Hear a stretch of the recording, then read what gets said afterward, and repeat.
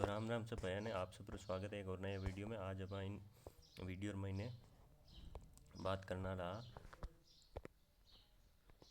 जो पटवारी है उसमें पोस्ट प्रेफरेंस क्यों दिया है, उसका क्या महत्व है, क्या आपको जिलेवार आपकी मेरिट बनेगी या आपको उसका क्या महत्व है, नॉर्मलाइजेशन होगा या नहीं होगा, फाइनल ईयर वाले भरें या नहीं, ये ज़रूर आपको देखना है क्योंकि फाइनल ईयर वालों का बहुत ज़्यादा कन्फ्यूजन चल रहा है। तो मैं आपको एक टिप्स भी दूंगा, वो अगर आपको अच्छी लगी तो। कट ऑफ क्या थी, non TSP TSP ex serviceman जो फीमेल की थी, अपने जो दिव्यांग की थी, जो बाकी जितनी भी कैटेगरी कट ऑफ निकली थी पिछली बार, उसकी पूरी की चर्चा करने वाले हैं। तो आइए पटवारी पर विस्तार से करते हैं चर्चा। छोटा सा वीडियो, अगर आप ये वीडियो कंप्लीट बिना स्किप किए देखते हैं तो आपकी जो है पटवार से संबंधित कोई भी डाउट नहीं रहेंगे, और कोई भी अगर आपका डाउट रह जाता आप वीडियो कंप्लीट देखने के बाद कमेंट कर देना, मैं आपको उसका जवाब दे दूँगा। तो चलिए शुरू करते हैं। सबसे पहले बात करते हैं इंपॉर्टेंट डेट्स की। तो आपका 22 फरवरी से 23 मार्च को फॉर्म भरने की डेट है, और 11 मई को आपका जो है एग्ज़ाम है, और 11 सितंबर 2025 को रिजल्ट की डेट जो है आपकी डिक्लेयर की गई है। संशोधन आप इसके अंदर 22 मार्च से 23 फरवरी के बीच कभी भी कर सकते हैं फॉर्म भरने के बाद, और उसके बाद आपको जो है एग्ज़ाम से एक महीने पहले आपको संशोधन का जो है ऑप्शन दिया गएगा, तब भी आप जो है इसके अंदर संशोधन कर सकते हो। नेक्स्ट अपन बात करते हैं इसके अंदर जो है आपकी एलिजिबिलिटी क्राइटेरिया क्या होना चाहिए। तो आप जो है एलिजिबिलिटी क्या क्राइटेरिया होना चाहिए ताकि आप इस पे अंदर फॉर्म भर सको। तो आप जो है 1 जनवरी 2026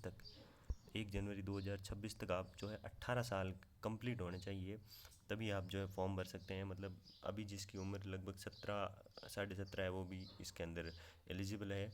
उसके बाद आपके पास सीईटी क्लियर होना चाहिए जो ग्रेजुएशन लेवल वाला है, उसी के साथ आपकी ग्रेजुएशन पास होनी चाहिए, और उसी के साथ जो है ग्रेजुएशन हो गई, सीईटी हो गई, उसके साथ आपके पास एक आरएससीआईटी का सर्टिफिकेट होना चाहिए। ये जो लगभग आपकी इन्फॉर्मेशन थी अलग, जो इसके साथ आपके वो स्पेशल सर्टिफिकेट है, तो उसकी भी आगे अपन बात करेंगे। फाइनल ईयर वालों का सबसे ज़्यादा कन्फ्यूजन चल रहा है। तो फाइनल ईयर वाले इसमें फॉर्म तो देखो भाई सब भी भर सकता है, जो फाइनल ईयर में वो भी भर सकता है, जिसके पास है वो भी भर सकता है, लेकिन आपके यहाँ एक शर्त यह है कि आपका रिजल्ट जो है वो आपके एग्ज़ाम डेट यानी 11 मई से पहले आना चाहिए।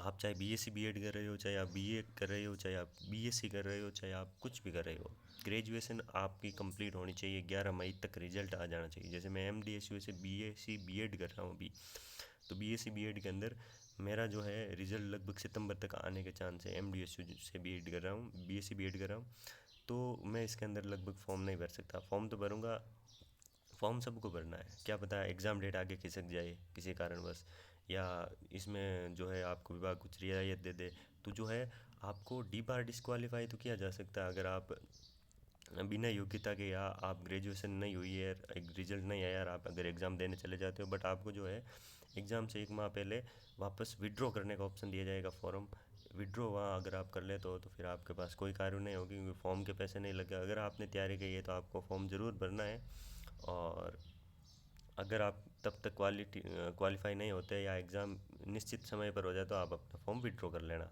और नॉर्मलाइजेशन इसके अंदर होगा नहीं, क्योंकि एक ही शिफ्ट के अंदर एग्ज़ाम होगा। लगभग 6 से 7 लाख आवेदन इसके अंदर आने के पूरी पूरी चांस है, तो 6-7 लाख का जो है एक शिफ्ट के अंदर एग्ज़ाम करवाया जा सकता है। और मेरी आपको टिप्स ये है कि अगर आप इसके अंदर क्वालिफाई नहीं हो, अगर आप फाइनली में हो और आपका रिजल्ट जो है 11 मई तक नहीं आ सकता है, तो आप अन्य जो भर्तियों की तैयारी कर सकते हो। अभी बहुत भर्तियाँ चल रही राजस्थान में, नेक्स्ट जो है 2-3 साल तक कोई भी भर्ती आने वाली नहीं है, तो इसमें आपका जो है समय बर्बाद हो सकता है। अगला जो आपका डाउट था कि पोस्ट प्रेफरेंस का जो ऑप्शन है वो क्यों दिया जा रहा है। तो पोस्ट प्रेफरेंस जो है आपको ज्वाइनिंग दिए के लिए दिया जा रहा है। जैसे भीलवाड़ा में 110 पोस्ट है, तो आपको उसको नहीं भरना है, क्योंकि अगर आप भीलवाड़ा भरते हो और भीलवाड़ा जिसने भी भरा टॉप 110 लड़कों को भीलवाड़ा में पोस्टिंग दी जाएगी, अगर उसमें आपका नंबर आ जाता तो फिर आपको भीलवाड़ा ही कॉलेज मिलेगी, मतलब जो ज्वाइनिंग मिलेगी। आप पास में नहीं लग सकते। अगर आप खुद का डिस्ट्रिक्ट भरते हो और उसमें आप अच्छे नंबर लेकर आते हो तो आपको आपका खुद का डिस्ट्रिक्ट मिल जाएगा और आपके घर के पास आपकी जॉब लग जाएगी। और अगर आप मान लो जैसे बीएससी बीएड में पीटीटी में आपको कॉलेज मिलती है, आप फर्स्ट कॉलेज भरते हो और अगर आपके अच्छे नंबर है वही अलॉट हो जाती, फिर आप उससे नीचे नहीं आ सकते, अदर कॉलेज में नहीं जा सकते। वही सिस्टम रहने वाला है यहाँ पर। मेरिट जो है अब आपकी स्टेट लेवल पर एक ही बढ़ने वाली है, अलग अलग मेरिट नहीं बनेगी। तो ये सिर्फ आपकी पोस्ट प्रेफरेंस है, वो ज्वाइनिंग के लिए दी गई है, इसका रिजल्ट से कोई लेना देना नहीं है।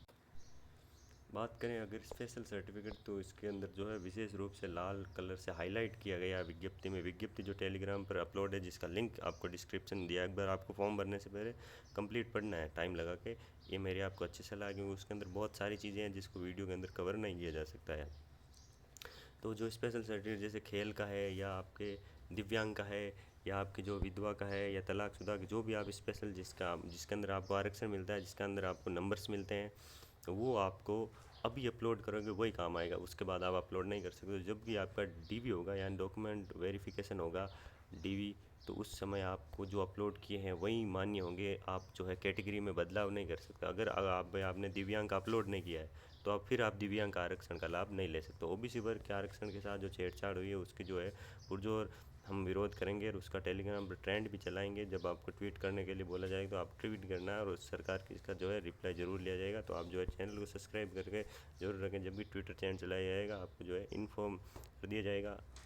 पशु परिचर में भी जो है ट्विटर ट्रेंड के माध्यम से ही जो है 499 पर बढ़ाए गए थे। तो चैनल को आपको ज़रूर सब्सक्राइब करना है। अब बात करते हैं प्रीवियस ईयर कट ऑफ की। तो प्रीवियस ईयर कट ऑफ जो आपकी रही थी, उसमें सबसे पहले अपन बात कर लेते हैं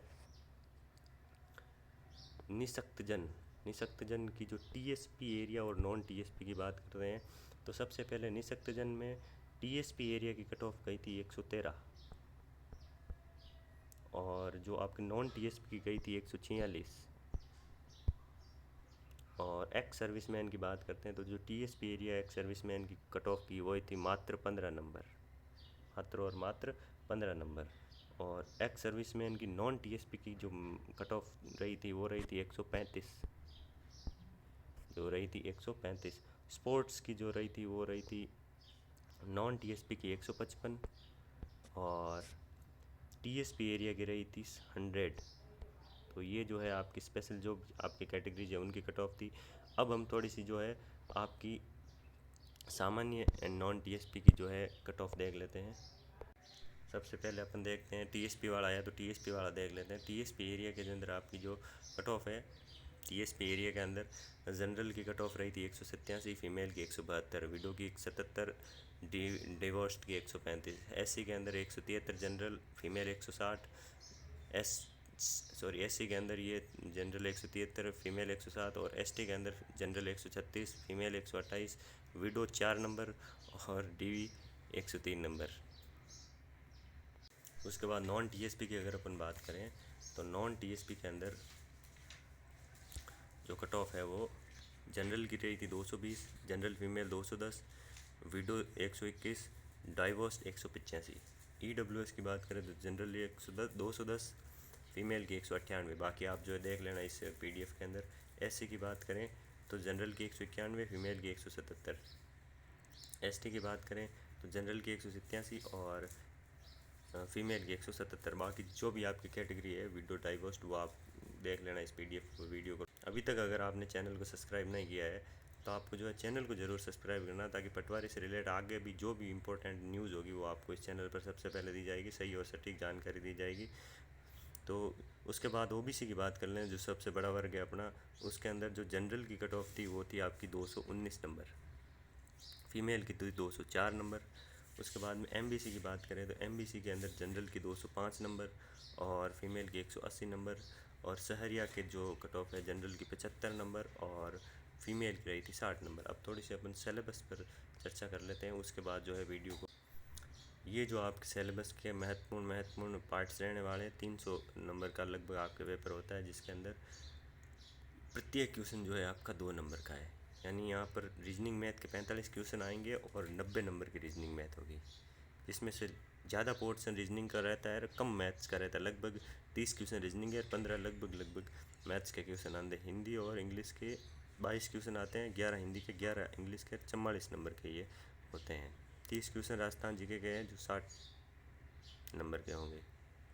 38 क्वेश्चन इंडिया जीके, इसमें Indian polity, Indian history, Indian economy और साइंस और करंट शामिल है। लगभग 7-7 क्वेश्चन प्रत्येक के इसके अंदर आपके आते हैं, साथ ही साइंस के साथ ही पॉलिटी के साथ ही कल्चर के साथ।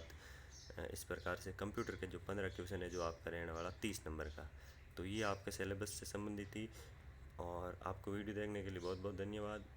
और चैनल को सब्सक्राइब ज़रूर करें ऐसी इन्फॉर्मेशन और प्राप्त करने के लिए, और बने रहिए इस चैनल के साथ।